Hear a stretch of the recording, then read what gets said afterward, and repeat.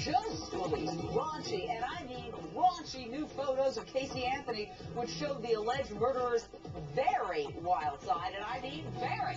The pictures released on Radar Online show Casey Anthony sharing a passionate kiss with another young woman before jumping on a guy for a quick lap dance.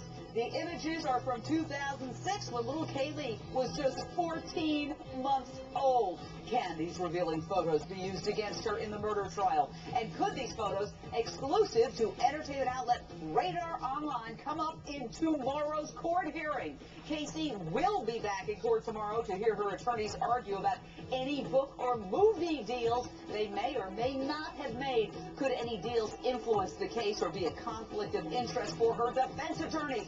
Plus, we will track Casey Anthony's cell phone records from the very day investigators say little Kaylee Anthony was murdered June 16th. Casey told her dad, George Anthony, she went to work that day, but the records tell a much different story. Casey hung around the Anthony home for hours. Just what was she doing during that uninterrupted time? Meanwhile, the Zenaida Gonzalez defamation case against Casey heats up. Two private eyes who have worked with the Anthony family, Dominic Casey and James Hoover, set to be deposed tomorrow.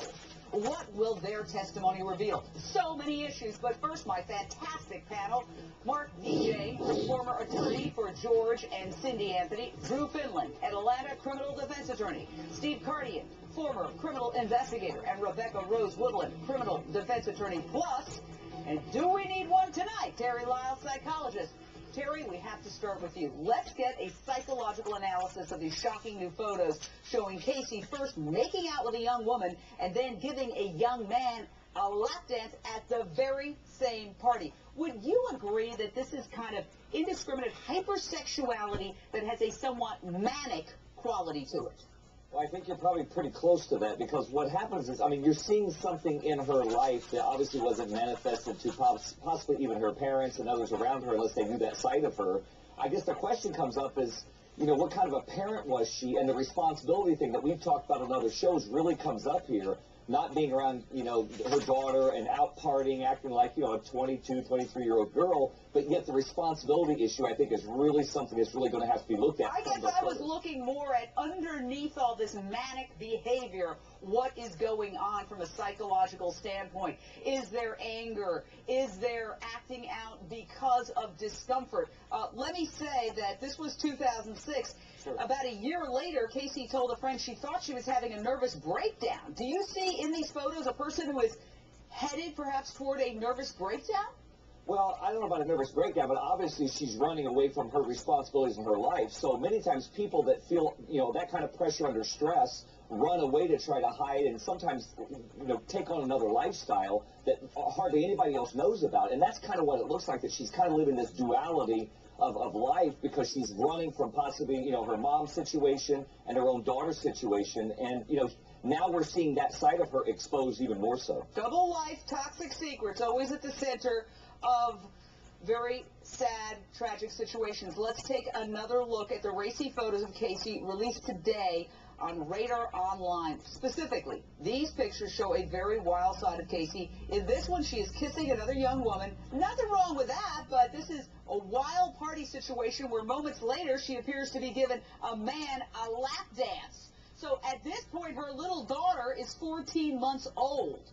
That's the issue here. Rebecca Rose Woodland, can these photos be introduced as evidence in the criminal case, given that a motive could be that she wanted to party, she didn't want the responsibility of being a parent to a toddler? You know, I think it's quite a stretch, Jane, to show photos of one night where she may have had a babysitter, the baby may have been with her parents. Is she wild in these photos? Arguably, yes, but that doesn't mean that she's a bad mother, nor does it mean that she killed her child. The prosecution would have to prove the prejudicial value versus the importance to the case, and I think it will be very difficult for the prosecution to say this is more important than prejudicial to the defendant. If I were her attorney, you know, this is not the first time we've seen photos like this. We've seen wild photos of her partying over and over again. Is there a cumulative effect here where somebody could say ultimately, yes, this is relevant?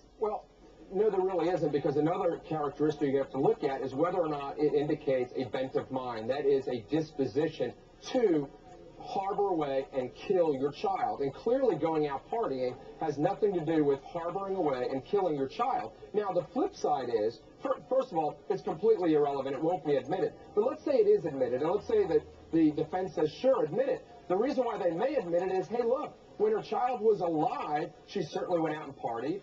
She made out with girls. She made out with guys. She lap danced. She had no reason to secret away her child and kill her child, because she had just as much fun when her child was alive. So that's something the defense may come back with. Oh, that's a very interesting tack that you're taking there, and maybe they'll use that if these do get entered. But I agree with that. I think the chance of them being entered as evidence is remote. The cell phone records released as part of all this new evidence could be, however, particularly damaging to the defense. They will undoubtedly get in. They show Casey's location on the very day she may have killed, plus very important following day information. Let's analyze this. The cell records show that on Monday, June 16th, the last day Kaylee was seen alive, and the day that little Kaylee may have been killed, Casey stayed in the area of her parents' home until 4 p.m., although her dad, George, stated she left at noon to go to work. Of course, we later learned she didn't have a job to go to.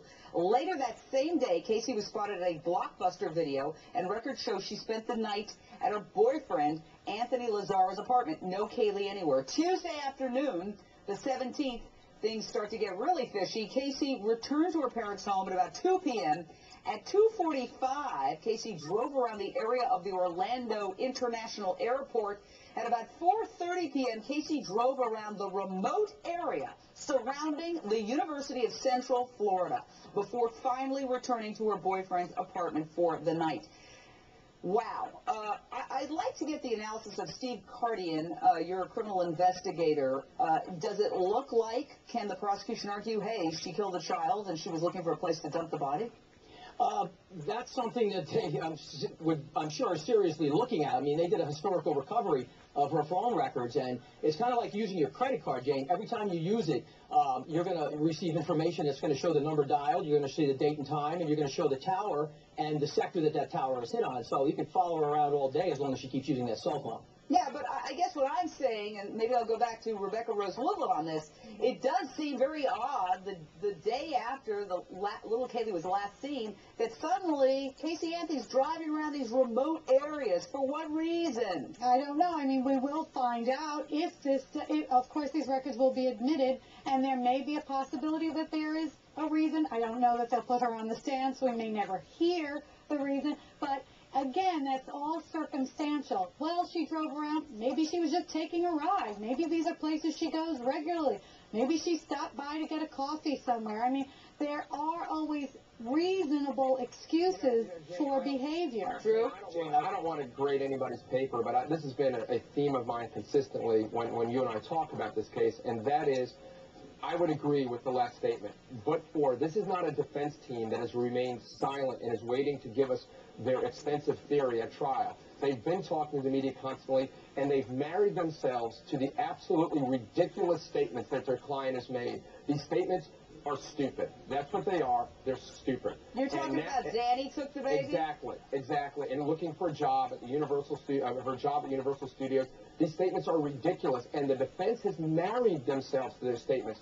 So as long as they remain married, and it's probably too late unless the defense team changes, they are relevant, and they're damning these cell phone records that show the towers. They're damning. They would not have been. I repeat, they would not have been, but for the fact the defense has married themselves to all of the ridiculous statements that Casey has made. Well, Mark DJ, I know that you can't really talk about the specifics of the case, but do you feel in general that any particular defense has been decided on, or is essentially we're going to have to wait and see what happens in the courtroom because we could be in for a big surprise?